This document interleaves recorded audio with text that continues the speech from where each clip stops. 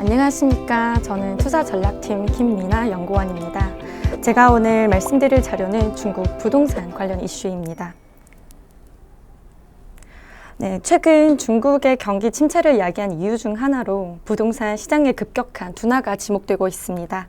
중국 부동산과 연관 산업들이 중국 경제 규모에서 큰 부분을 차지하고 있기 때문입니다. 이번 부동산 시장의 침체는 경기 둔화에 따른 전반적인 수요 부진뿐만 아니라 가격 상승을 제한하기 위해 정부가 시행한 공급과 수요 측 규제를 들 수 있습니다. 공급 측면에서 예를 들면 부동산 개발사의 재무 건전성에 대해서 강력한 규제를 시행한 것과 부동산 개발사들을 대상으로 은행의 대출 총량을 제한하는 등을 들 수 있겠습니다. 따라서 강력한 규제와 더불어 경기 부진에 따른 수요 둔화가 겹쳐지면서 부동산 개발사들의 개발 의지가 크게 약화됐는데요.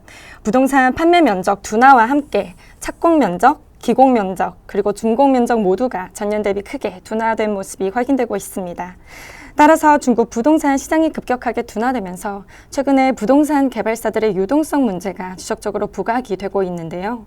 일부 도시에서는 아파트 개발 사업이 좌초되면서 공사가 중단되는 사태가 발생했고, 이에 수분양자들이 대출 상환을 거부하는 운동이 집단적으로 발생하는 사회적 현상으로 이어지는 부분들이 확인되고 있습니다. 그러나 중국 부동산 수요 둔화와 당국의 디레버리징 정책으로 개발사들의 자금 조달이 쉽지 않은 상황입니다. 헝다그룹의 디폴트 사태로 역외 채권 발행량도 대폭 줄어들었고, 역내 채권도 국유 개발사와 대형 민간 개발사 중심으로만 발행되고 있는 상황입니다. 참고로 상반기에 부동산 개발사들의 역내 채권 순 발행량 중에서 국내 개발사와 대형 개발사 순 발행량 비중이 89%로 거의 대부분을 차지했습니다. 자금 조달이 어려워지면서 개발사의 디폴트 규모도 지속적으로 증가하고 있는데 7월까지 그 규모가 지난해 전체 규모의 90% 수준을 기록하고 있는 상황입니다. 우려스러운 점은 여기 첫 번째 차트에서 확인하실 수 있으시다시피 역내외 채권의 순 발행량이 마이너스를 지속하고 있는 모습이 관측되는데, 다시 말씀드리면 자금 조달이 지속적으로 어려운 국면에 있는 반면에 하반기와 내년에 만기가 도래할 채권의 규모가 여전히 부담스러운 수준에 있다는 점입니다. 이러한 부동산 개발사의 유동성 리스크를 완화하기 위해서는 당국이 중장기적으로 부동산 가격을 규제하려는 기조에도 불구하고 단기적으로는 결국 부동산 시장의 회복을 근본적인 해결책으로 제시하고 있습니다. 다행인 점은 최근에 부동산 시장이 추세 전환을 위한 긍정적인 신호가 일부 관측되고 있다는 점인데요. 여기 두 번째 차트를 살펴보시면 중국 주요 도시의 주택 시장이 일부 회복되고 있는 점을 확인하실 수 있는데, 6월 같은 경우 주택 거래 면적이 전월 대비 74% 급증했고 전년 대비해서는 7% 감소했지만 5월 감소폭이 45%에 육박했던 점을 감안한다면 감소폭이 대폭 축소된 점을 확인하실 수 있습니다.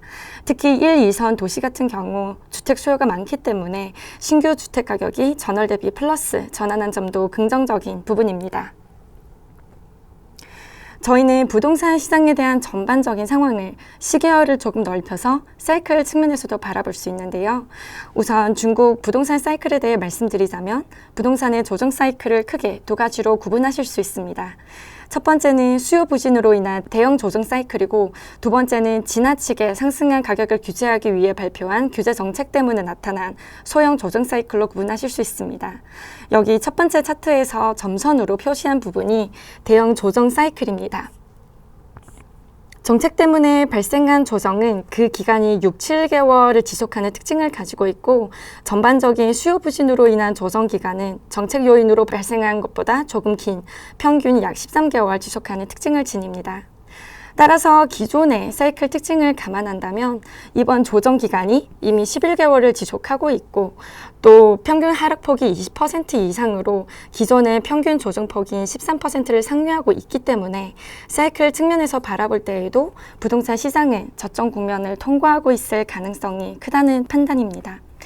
그리고 최근 정부에서 수요 회복을 위해서 LTV를 상향하거나 대출 금리를 인하하는 그런 정책도 시장 회복에 크게 일조할 것으로 보고 있기 때문에 중국 부동산 시장 회복에 따라 개발사들의 유동성 문제도 일부 완화될 것으로 예상하고 있습니다. 만기도래 채무가 큰 부분에 대해서는 중국 정부가 자금난을 겪는 부동산 개발사들의 약 1조 위안 규모에 달하는 대출을 내주는 방안을 추진하면서 개발사들의 유동성 위기를 타파하기 위해 대규모 구세금융에 나설 예정입니다. 이번 조치에서는 전반적인 경기 부양뿐만 아니라 부동산 개발사들의 대규모 부도를 야기되는 사회 불안을 막는 데에도 의미가 있을 것으로 파악됩니다. 다만 이러한 지원 조치는 중국 정부가 부동산 개발사의 급격한 디폴트에 따른 피해가 은행권과 주택 구입자에 파급되지 않기 위해서이기 때문이고 중장기적으로는 하위 개발사들의 질서 있는 퇴출을 유도하기 위해 주력할 것으로 예상되기 때문에 예년과 같은 급격한 가격 상승은 제한적일 것으로 보고 있습니다. 민생 문제를 근본적으로 해결하기 위해서는 중국 정부가 부동산은 투기용이 아니라 주거용이라는 중장기적인 기조는 변함이 없을 것으로 보고 있습니다. 따라서 향후 부동산 시장은 하위 개발사들의 점진적인 퇴출로 대형 개발사 중심으로 시장 점유율이 상승하는 그러한 구조로 이어질 것으로 전망됩니다. 제가 오늘 준비한 자료는 여기까지입니다. 시청해주셔서 감사합니다.